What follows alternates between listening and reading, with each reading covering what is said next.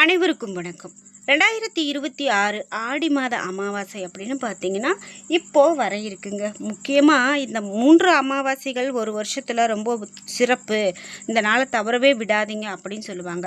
அந்த வகையில் இந்த ஆடி மாத அமாவாசையும் ஒன்று அப்படின்னு சொல்லலாம். பல குடும்பங்களில் இந்த நாளில் தர்ப்பணம் கொடுக்கறது, பித்ரு வழிபாடு, அன்னதானம் கொடுக்கறது இதெல்லாம் செய்கிறது வழக்கம்தான்.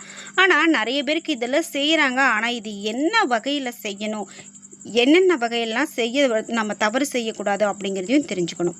முக்கியமாக இந்த வருஷம் வந்திருக்கக்கூடிய ஆடி அமாவாசை அப்படின்னு பார்த்திங்கன்னா சூரிய கிரகணத்தோடு வந்திருக்கு. இந்த நாளில் என்ன மாதிரியான சிறப்புகள்லாம் இருக்குது, எப்படிப்பட்ட பலன்கள்லாம் கிடைக்கும், மேலும் இந்த ஆடி அமாவாசையில் நம்ம என்னெல்லாம் தெரிஞ்சுக்கணும், இது எல்லாமே நான் இந்த வீடியோவில் சொல்லியிருக்கேன். ஸ்கிப் பண்ணாமல் பாருங்கள். இந்த வீடியோவை பார்க்கக்கூடிய நீங்கள் ஆடி மாத அமாவாசையில் குலதெய்வ வழிபாடு மேற்கொள்வீங்களா, அல்லது பித்ருக்களுக்கு நீங்கள் கடமைகளை செய்வீங்களா, என்ன மாதிரியான உணவு படைப்பீங்க, உங்களுடைய கருத்துக்களை கமெண்ட் பாக்ஸில் பதிவிடுங்க. நீங்கள் இன்னும் உற்சாகம் டிவி சேனலை சப்ஸ்கிரைப் பண்ணாமல் இருந்தால் சப்ஸ்கிரைப் பண்ணிக்கோங்க. கூடவே இருக்க பெல் ஐக்கானை மறக்காமல் கிளிக் பண்ணிடுங்க. வாங்க வீடியோக்குள்ளே போகலாம். இந்த வீடியோ பார்த்துட்டு இருக்கக்கூடிய உங்களுக்கு வாழ்க்கையில் நிறைய சிக்கல் இருக்குது. முக்கியமாக தொழில் பிரச்சனை இருக்குது, கடன் பிரச்சனை இருக்குது, நிறைய சிக்கலில் இருக்கீங்க. அதுக்கான ஒரு விடிவு காலம் வேணும் அப்படின்னு நினைக்கிறீங்களா? நல்ல ஒரு ஜோதிடர்கிட்ட பலன் கேட்கணுங்க. இந்த வீடியோக்கு கீழே டிஸ்கிரிப்ஷனில் நான் ஒரு தொலைபேசி எண் கொடுத்துருக்கேன். அந்த எண்ணுக்கு தொடர்பு கொண்டு பேசி பாருங்கள். கண்டிப்பாக உங்கள் வாழ்க்கையில் இருக்கக்கூடிய எல்லா பிரச்சனைகளுக்கும் சரியான தீர்வு கிடைக்கும். பொதுவாகவே ஆடி மாத அமாவாசையில் முன்னோர்களுக்கு நன்றி உணர்வை நம்ம வெளிப்படுத்துவோம். குடும்ப நலனுக்காக பிரார்த்தனை செய்வோம், தான தர்மங்கள் செய்வோம், ஆன்மீக சிந்தனைக்கான நேரத்தை செலவிடுவோம். இந்த நாளில் அதிகாலையிலேயே நம்ம குளிச்சு முடிச்சுட்டு சுத்தமான ஆடைகளை அணிந்து அதுக்கப்புறமா வழிபாடுகளை தொடங்கலாம். முன்னோர்களுக்கு நம்ம வீட்டிலேயோ அல்லது வழக்கமாக நம்ம போகக்கூடிய கோவில்களோ முன்னோர்களுடைய நினைவாக நம்ம அமைதியாக பிரார்த்தனை செய்யலாம். முக்கியமாக வேத மரபுகளின்படி தர்ப்பணம் செய்வது வழக்கமான ஒன்று. இதை செய்கிறவங்க தங்களுடைய குடும்ப மரபு அல்லது அதை தெரிஞ்ச புரோகிதர்களுடைய வழிகாட்டுதலின் பேரில் செய்யலாம். இந்த நாளில் அன்னதானம் செய்கிறது நல்லது. பொதுவாகவே அன்னதானம் எப்போ வேணால் செய்யலாம், அது நல்லது தான். ஆனால் பசியோடு இருக்கிறவங்களுக்கு உணவு குறிப்பாக இந்த நாளில் கொடுக்கறதால இது ஒரு உயர்ந்த தானம் அப்படின்னு சொல்கிறதால ஏதாவது நமக்கு கர்மாக்கள் பாவம் இதெல்லாம் இருந்தால் கூட தீரும் அப்படின்னு சொல்கிறாங்க. அதுபோல் பறவைகளுக்கு கூட உணவு கொடுக்கலாம். காகம், பசு, நாய் போன்ற உயிரினங்களுக்கு உணவு வழங்குவது பல குடும்பங்களில் முன்னோர்களின் நினைவு கூறும் அடையாளமாக சொல்லப்படுது. தீபம் ஏற்றுறது அப்படின்னு பார்த்தீங்கன்னா வீட்டில் அல்லது பூஜை அறையில் ஒரு விளக்கை ஏற்றி அமைதியாக இறை நினைவில் இருக்கிறது ரொம்ப ரொம்ப நல்லது. முக்கியமாக முன்னோர்களுக்காக செய்யக்கூடிய தானங்கள் அப்படின்னு பார்த்தீங்கன்னா அன்னதானம், உடை தானம், புத்தக தானம், மரக்கன்று நடுதல், மருத்துவ உதவி, முதியோர் இல்லம் அல்லது ஆதரவற்றோர் இல்லத்தில் உதவி, இது மாதிரியாக செய்கிறது கூட நல்லது தான். சரி, இந்த ஆடி மாத அமாவாசையில் முக்கியமாக நம்ம என்ன செய்யவே கூடாது அப்படின்னு பார்த்தீங்கன்னா, அதாவது தேவையில்லாத சண்டை, வாக்குவாதம் இதெல்லாம் நம்ம செய்யவே கூடாதுங்க.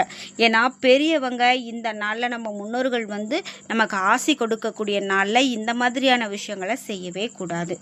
அதே போல் உணவை வீணாக்கிறது, அது முக்கியமாக அசைவம் சாப்பிடுவது இதெல்லாம் செய்யவே கூடாது.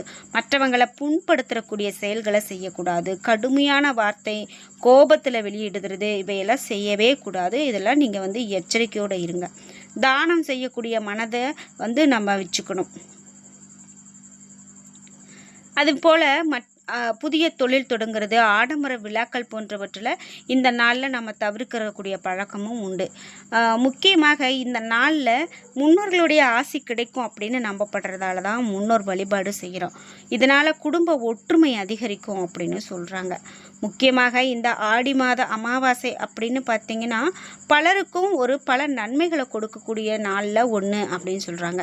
ஏன்னா நாம் இன்றைக்கி நம்ம சந்தோஷமாக இருந்தாலும் சரி, கஷ்டப்பட்டாலும் சரி, நமக்கான விஷயங்கள் அப்படின்னு பார்த்திங்கன்னா நம்ம முன்னோர்கள் கொடுக்கறதால தான் நமக்கு கிடைக்கிது அப்படின்னே சொல்லலாம். அதனால் நம்ம முன்னோருடைய ஆசி நமக்கு கிடைக்கணும் அப்படின்னா இந்த மாதிரியான நாட்களை நம்ம பயன்படுத்திக்கிறது தான் மிக முக்கியம் அப்படின்னு சொல்லலாம். இந்த ஆடி மாதம் அப்படின்னு பார்த்தீங்கன்னா தட்சிணாயன காலத்தில் தொடக்கத்தை குறிக்குது. இது சூரியனுடைய தெற்கு நோக்கி தொடங்கக்கூடிய காலம். இந்த தட்சிணாயன காலத்தினுடைய முதல் அமாவாசை அப்படின்னு சொல்கிறதால இது ரொம்ப சக்தி வாய்ந்த நாள் அப்படின்னு சொல்கிறோம். ஆடி அமாவாசை அப்படிங்கிறது தென்னிந்தியாவில் தமிழர்களால் கொண்டாடப்படக்கூடிய ஒரு முக்கியமான பண்டிகை. ஒரு வருஷத்தில் வரக்கூடிய மிக முக்கியமான அமாவாசைகளில் இந்த ஆடி அமாவாசையும் ஒன்று. முன்னோர்களை வழிபட்டு அவர்களுடைய ஆசியை பெறுவதோடு பித்ரு தோஷம் பித்ரு சாபம் ஆகியவற்றில் இருந்து நம்மளால் விடுபட முடியும். பல துன்பங்களில் இருந்து விடுபடுவதற்கு ஏற்ற சிறந்த நாள். முன்னோர்களுக்கு மரியாதை செலுத்துவது வழக்கம். சூரியனும் சந்திரனும் ஒரே ராசியில் இருக்கும்போது அமாவாசை வரும். முக்கியமாக ஆடி மாதத்தில் ஜூலை நடுப்பகுதி முதல் ஆகஸ்ட் நடுப்பகுதி வரை இந்த பண்டிகைகள் கொண்டாடப்படுவது. முன்னோர்களுடைய ஆசீர்வாதத்தை பெற இது சிறப்பான நாள் அப்படின்னே சொல்லலாம். இந்த நாளில் முக்கியமாக தமிழ்நாட்டில் ராமேஸ்வரம், திருச்சி, அம்மா மண்டபம், திருச்செந்தூர், ஈரோடு, கூடுதுறை இருக்கக்கூடிய கடல், இந்த மாதிரி நதி, இந்த மாதிரி இடங்கள் எல்லாம் மக்கள் தங்களுடைய முன்னோர்களுக்கு தர்ப்பணம் திதி கொடுத்து பித்திருக்களுடைய கடமைகளை நிறைவேற்றுவாங்க அப்படின்னு சொல்லலாம். இந்த நாளில் சூரியன் அதாவது சிவன் மற்றும் சந்திரன் அதாவது சக்தி ஒன்று சேரக்கூடிய நாள். இதனால் சந்திரனுடைய சக்தி அதிகமாக இருக்கும். இன்று முன்னோர்கள் பித்ருலோகத்தில் இருந்து பூமிக்கு வந்து தங்களுடைய சந்ததியினரை ஆசீர்வதிப்பாங்க அப்படிங்கிறது நம்பிக்கை. அதனால தான் அவர்களுக்கு இந்த தர்ப்பணம் கொடுக்கறது ரொம்ப முக்கியம் அப்படின்னு சொல்லுவாங்க. இந்த சடங்குகள் செய்கிறதால குடும்பத்தில் அமைதி நிலவும், முன்னோர்களுடைய சாபங்கள் நீங்கும். முக்கியமாக இந்த நாளில் நாம் என்னென்ன செய்யணும் அப்படின்னு பார்த்தீங்கன்னா தர்ப்பணத்தில் தண்ணீர், எள், அரிசி இது போன்றவையை முன்னோர்களுக்கு அர்ப்பணிக்கலாம். மந்திரங்கள் சொல்லி அவர்களை வணங்குவது, இதனால் முன்னோர்களுக்கு சந்தோஷமாக அவர்கள் ஆசீர்வதிப்பாங்க அப்படின்னு நம்பப்படுது. ஹோமம் என்பது மூலிகைகள் மற்றும் கலந்த பொருட்களை நெருப்பில் போட்டு செய்யக்கூடிய ஒரு சடங்கு. இதனால் கெட்ட சக்திகள் விலகி நல்ல சூழ்நிலை உருவாகும். முன்னோர்களுக்கு அவர்களும் சந்தோஷப்படுவாங்க. இதனால் ஆடி அமாவாசை அன்னைக்கு ஹோமங்கள் போன்ற புனித சடங்குகளை செய்கிறது உண்டு. இந்த அமாவாசை அன்னைக்கு ஏழைகளுக்கு உணவு, உடை போன்றவை கொடுக்கலாம் அப்படின்னு பார்த்தோம். காகம் மற்றும் பிற விலங்குகளுக்கு உணவு கொடுக்கறது ரொம்ப நல்லதுங்க. முக்கியமாக விரதம் இருந்து சிவன் மற்றும் பார்வதி தேவியை வணங்குறது ரொம்ப நல்லது. சிவன் கோவிலுக்கு சென்று வழிபாடு செய்யலாம். ஆடி அமாவாசை அன்று மாலையில் வீட்டில் முன்னோர்களுக்கு தனியாக ஒரு விளக்கேற்றி வைத்து வழிபாடு செய்யலாம். முடிந்தவர்கள் அருகில் இருக்கக்கூடிய கோவிலுக்கு சென்று முன்னோர்களுக்கு விளக்கேற்றி வழிபாடு செய்யலாம். இது அவர்களுக்கு மோட்சத்தை தரும் அப்படின்னு சொல்லப்படுது. சூரிய உதயத்துக்கு முன்பாகவே எழுந்து குளிச்சு முடிச்சுட்டு நம்ம வீட்டை சுத்தபத்தமாக தயார் நிலையில் வச்சுக்கிறது நல்லது. முன்னோர்களுக்கு மரியாதை செலுத்தும் விதமாக அரை நாள் விரதம் இருக்கலாம். பித்ரு தர்ப்பணம் செய்கிறவங்க அதற்கு தேவையான ஏற்பாடுகளை முன்னரே செய்து வைக்கிறது நல்லது.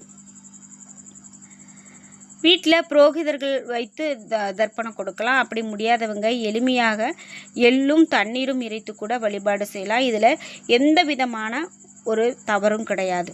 முக்கியமாக இந்த ஆடி அமாவாசையில் இன்னும் என்னெல்லாம் இருக்குது அப்படிங்கிறதெல்லாம் நீங்கள் அடுத்தடுத்து தெரிஞ்சுட்டே இருக்கணும் அப்படின்னா நம்மளுடைய சேனலை சப்ஸ்கிரைப் பண்ணிக்கிட்டே வாங்க. இந்த ஆடி அமாவாசை அப்படின்னு பார்த்தீங்கன்னா ஆகஸ்ட் 12ஆம் தேதி வந்திருக்கு. 13ஆம் தேதியும் இருக்குது. 12ஆம் தேதி அதிகாலை 2:11 மணி முதல் ஆகஸ்ட் 13, 12, 16 வரை இந்த ஆடி அமாவாசை தொடரும். இந்த நாளில் இன்னும் நம்மளால் கோவில் குளங்களுக்கு போக முடியல அப்படின்னா கூட வீட்டில் இருந்தே வழிபாடு செய்யலாம். முக்கியமாக அம்மனுடைய வழிபாடும் குலதெய்வ வழிபாடும் செய்கிறது ரொம்பவே நல்லது அப்படின்னு சொல்கிறாங்க. இது மட்டும் இல்லாமல் முக்கியமாக வீட்டு வாசலில் நாம் கோலம் போடக்கூடாது. நம்மளுடைய முன்னோர்கள் பூமியை நோக்கி வருவதாக ஒரு ஐதீகம் உண்டு. இந்த நாளில் நிறைய பேர் மௌன விரதம் இருக்கிறத கூட பார்த்துருப்பீங்க. இந்த மௌன விரதம் இருக்கிறது கூட ரொம்ப நல்லது தான். நாம் கோபத்தில் யாரையும் எந்த வார்த்தையும் சொல்ல மாட்டோம். மௌன விரதம் நிறைய பலன்களை கொடுக்கும் அப்படிங்கிறது ஒரு நம்பிக்கையான விஷயமாகவே இருக்குது. முக்கியமாக இந்த அமாவாசை அப்படின்னு பார்த்திங்கன்னா நம்ம தமிழர்களுடைய வாழ்க்கையில் ஒரு முக்கியமான அமாவாசை நாள் அப்படின்னே சொல்லலாம். இப்படி நீங்கள் இந்த அமாவாசையில் என்ன மாதிரியான வழிபாடுகள்லாம் மேற்கொள்வீங்க அப்படிங்கிற உங்களுடைய கருத்துக்களை எல்லாம் மறக்காமல் கீழே கமெண்ட் பாக்ஸில் பதிவிடுங்க.